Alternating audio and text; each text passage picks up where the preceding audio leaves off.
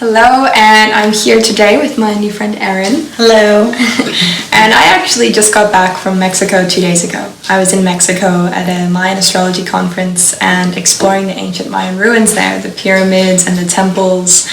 And as some of you know, Mayan astrology is something that I've been doing for a long time now. So I thought, what better way to give you a bit of a taste of what the system is than to have a sample reading with Erin here. So you can really get a feel for what this can show you about yourself and how Mayan astrology is actually quite different than traditional astrology. So do you know much about Mayan astrology, Erin? I don't. I know a lot about a lot of different other things, but not Mayan astrology. Yeah. It has a very rare, mysterious nature to it, but it brings this depth that only contributes to other modalities like traditional astrology or human design.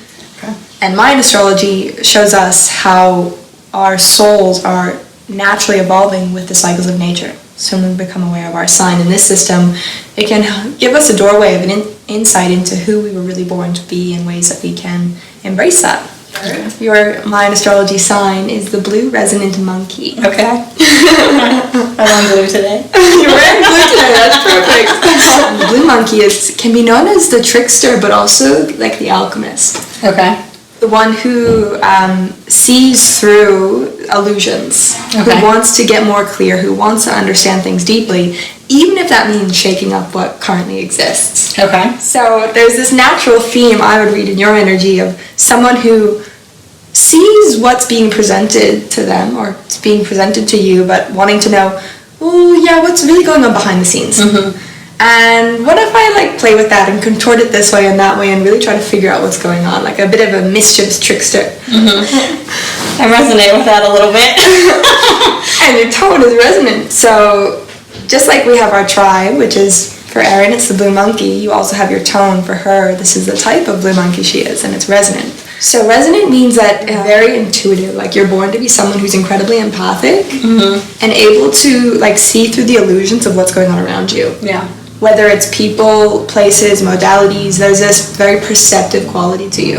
And you may find that sometimes this is something that is a real benefit or something that's really challenging to process. And because we have this blue monkey energy, which is like play and magic, you may have experience being really comfortable with feeling in and being able to be aware of subtle energies and how that could be really inspiring, but also receiving and holding on to a lot of subtle energies that you don't even know you're carrying. Yep.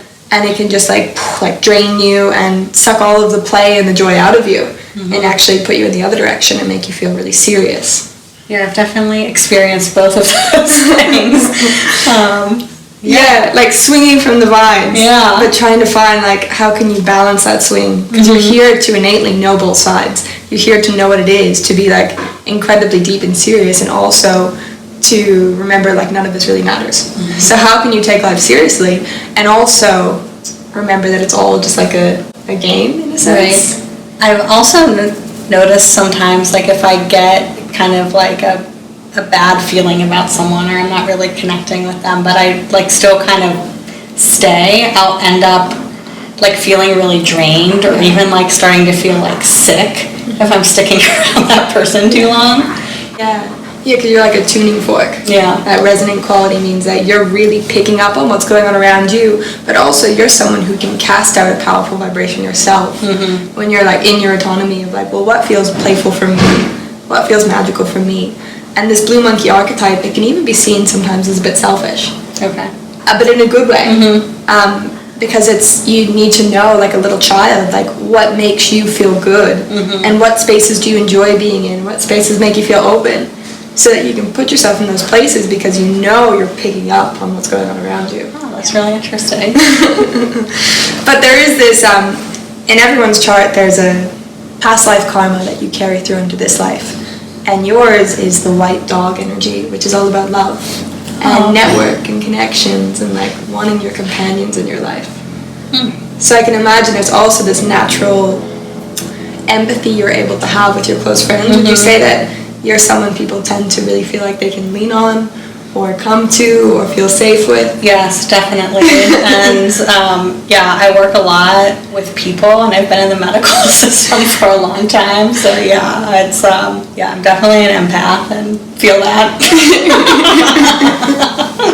Erin is a very new friend for me. We've only really met over the last 2 weeks. And I know that you do work with health.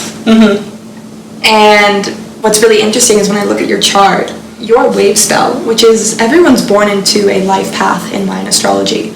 So depending on the day you were born within some cycle. You were born within the red serpent wave spell.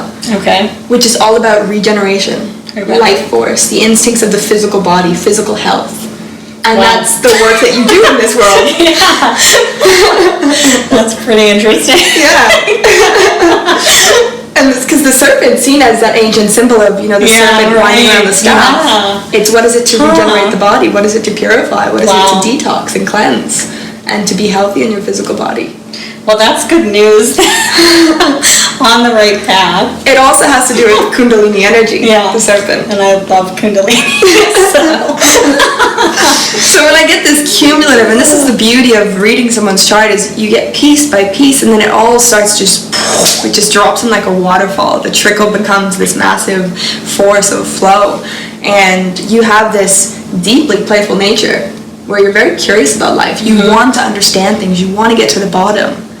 And the work you do, I can imagine, it takes a high level of curiosity and understanding, and you're like working with these genetic codes, and you're moving them around, and it's like a big puzzle. It's really fun. And it's all fed by love, because you feel such an empathic connection with who you're working with. And I can imagine it would tend to go more in an emotional route as you tap into these kind of like genetic things with people and the work that you do. There'd be a strong sense of support, mentoring, guidance, and it's all coming back to that physical realm of your mission in this life is to support people in like accessing the life force in their body and how that can support spiritually, physically, mentally. Wow, that's pretty cool. And so just a question, so what, like, other than just knowing this information, what do people do with it? Yeah, so a big one is when we can start to get an idea of who we truly are, we can see all the ways we've picked up things that we're not. So there's more aspects to your chart. Sure. And one is your challenge. So you have a natural challenging energy, and often what a lot of people tend to fall into, because we live in a world of so much conditioning, is we tend to be more of our challenging self or our conditioned self than our true self, similar to human design. So if you hear someone's like, oh, I'm born to be this like explorative, playful creature, those are things that I really do want, but I don't feel like I can do that. I don't feel like it's safe to do that. I don't let myself play. I don't let myself see my work as like a creative task where I'm unraveling new patterns. A big one is to see where you are out of alignment and where it's like a wake-up call from your soul saying, come on back. Come on back. See that. But also in career, a lot of readings I do for people, it tends to be on career. Finding a direction for how you can soulfully serve in life. So looking at your wave spell, your guiding element, the chart goes quite deep. You can really see ways that you can structure your own personal career so that you're successful, but also you're feeling like you're really in your element. Yeah, that's really cool. Thank you for doing that for me. Yeah, that's okay. Thanks for being my star guest. And something I want to mention as well, there are 260 signs in total. So Erin, being a blue resonant monkey, it's 1 out of 260. Wow. Whereas in traditional astrology, of course, we have our natal charts, but you are a Scorpio, or you're a 6-2 projector.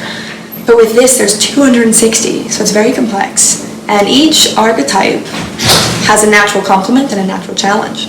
So Erin and I'm the yellow star, you're the blue monkey, we're actually natural supports for each other. Oh, really? Yeah. Natural compliments. And I can feel that sitting with her on this couch. It's very easy. We both just like curled our legs up and like came in closer.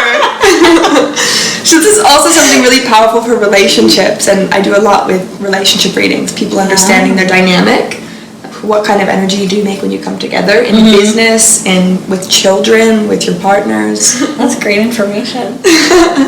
So if you're interested to learn more, you can follow along on Facebook. I do weekly reports on the trends that's going on, and also you can book in a reading with me for either personal or relationship readings. And I'm going to be launching a teacher training. So if you're feeling called, like you're wanting to step into your soulful service in a way that you were born to, and you feel resonant with astrology, then definitely reach out and we can see if it's aligned.